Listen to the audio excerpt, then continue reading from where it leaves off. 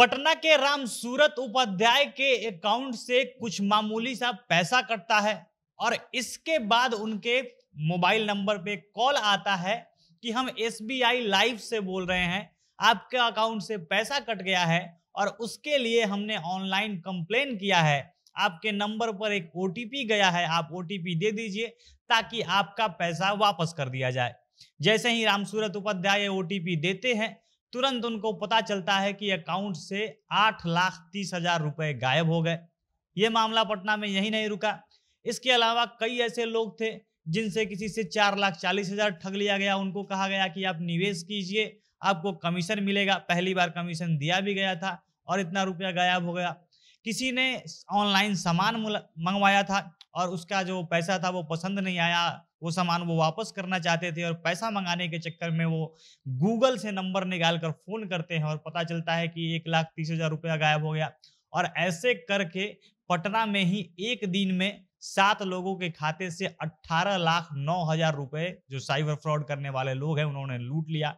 Cyber थाना है जो पटना में, वहां पे कंप्लेन दर्ज होता है और एक ही दिन में 7 ऐसे मुकदमे दर्ज होते हैं कि 18,09,000 रुपए 7 लोगों से लूट लिए गए हैं और ये मामला लगातार बढ़ते जा रहा है।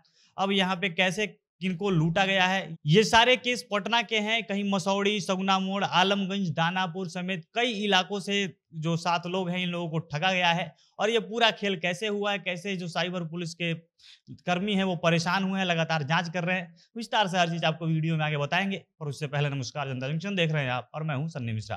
कैमरे के पीछे हमारे साथी विशाल खड़े हैं। जक्कनपुर के रहने वाले राम सूरत उपाध्याय के अकाउंट से पैसा कट जाता है। अब जैसे बैंक से कुछ किसी भी चार्ज के लिए मामूली कुछ रकम कटता है, वैसे ही इनके अकाउंट से पैसा कटता है। इसके बाद इस पैसे के बारे में जानना समझना चाहते हैं। हो सकता है इन्होंने कहीं ऑनलाइन सर्च किया हो या कुछ किया हो। इसके बाद इनको एक कॉल आया है और कॉल में बताया गया कि हम एसबीआई लाइव से बोल रहे हैं और आपका अकाउंट से जो पैसा कटा है उसके लिए हम लोग लगे हुए हैं, हमने ऑनलाइन कंप्लेन किया है और इस कंप्लेन के लिए इसको रजिस्टर करने के लिए आपके पास एक ओटीपी जाएगा ताकि ये कंप्लेन रजिस्टर हो जाए और उसके बाद जो पैसा आपका कटा है वो वापस भेज दिया जाएगा। अब ये विश्वास में आ जाते हैं। इन्होंने जैसे ही वो ओटीपी दिया, इनके अकाउंट से पैसा कट गया, इनको पता भी नहीं चलता है। फिर उसके बाद ये चेक करने के लिए कि पैसा आया है या नहीं आया है, जैसे ही ये मिनी जो स्टेटमेंट होता है अकाउंट का वो निकालते हैं तो पता चलता है कि 8,30,000 रुपए इनके कट गए हैं। इसके बाद मसौड़ी से एक और मामला आया। उन वहां के रहने वाले हैं श्री नारायण सिंह। इनको बोला जाता है कि आप पैसा निवेश करेंगे और बदले में आपको कमीशन मिलेगा। इनको एक टेलीग्राम ऐप का लिंक दिया जाता है, ये उससे जुड़ते हैं। पहली बार इन्होंने कुछ रकम निवेश किया, इनको अच्छा खासा कमीशन मिल गया। फिर इनसे कहा जाता है कि अब 4.5 लाख रुपया निवेश कर दीजिए और इतना मोटा रकम मिलेगा कि आप धनी हो जाएंगे। इन्होंने इतना भी डाल दिया। अब ये पैसा अभी लगा हुआ था, कहा जा रहा था कि अब आपको पैसा दिया जाएगा। फिर से आप जब 20 लाख उनसे मांगा गया तब इनको समझ में आया कि ये फंस चुके हैं और इसके बाद ये उस नंबर पे कॉल कर रहे हैं, कॉल नहीं लग रहा है, मोबाइल नंबर स्विच ऑफ हो गया है। इसके अलावा एक और मामला दर्ज होता है सगुना मोड़ से। वहां के रहने वाले हैं आशीष। उनसे 88,000 रुपए की लूट की गई है।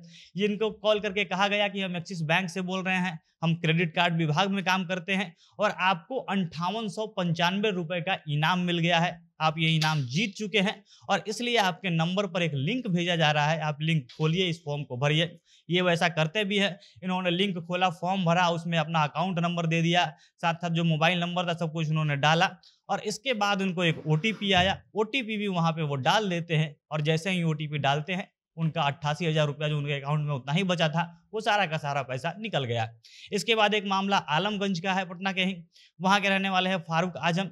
इनसे इन्होंने एक ऑनलाइन सामान मंगाया था, सामान इनको पसंद नहीं आया और इसको वापस करने के लिए ये 1,291 रुपए का वो सामान था, ये वापस कराने के लिए उन्होंने गूगल पे सर्च करना शुरू किया। उन्होंने उस कंपनी से, जिस कंपनी से सामान मंगवाए थे, उसके बारे में, उसका कस्टमर केयर का जो नंबर होता है वो सर्च कर रहे थे।